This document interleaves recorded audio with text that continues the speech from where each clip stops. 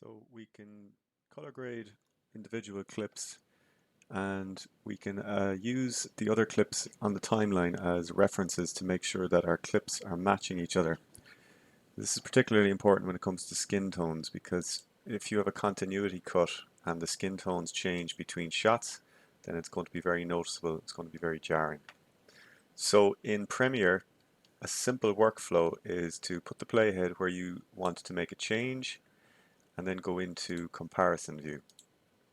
So comparison view places the clip that you're currently working on, or where the playhead is currently located, on the right, and on the left you have access to all the other clips. So you can actually go edit by edit, forwards and backwards and so on. So I'm going to go to the clip that I know works best. So this might be a clip that you've done a little bit of work on already and everything looks good. This would be your master or your reference clip.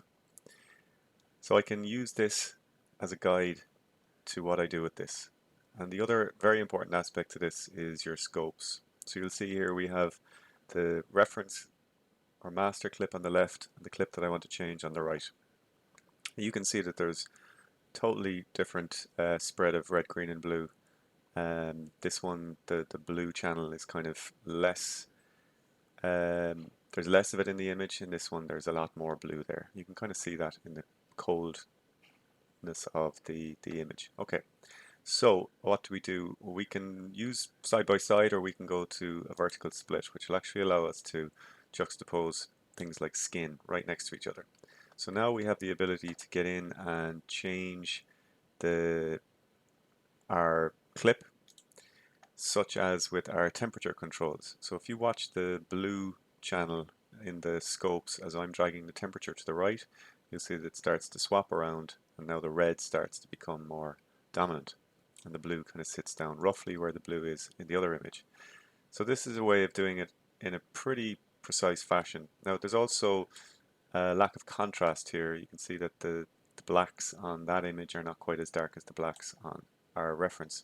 So I can go down, drag them to the left, and if you look at the lower end of the waveform, you'll see that that starts to pull down and get closer to our waveform on the left. Again, you can drag that across, and this might be almost done. Might just need a little bit of saturation to give it a little bit of punch. And now we can see that our clips are pretty well matched together compared to what they were initially. So it's just a simple side-by-side view where you've got your reference on the left, you've got your working clip on the right, and you're using your scopes and your split screen to try and match as best as you can the skin tones in one clip to the other, because when the skin tones match, then you're actually going to be matching all of the other colors in the shot simultaneously.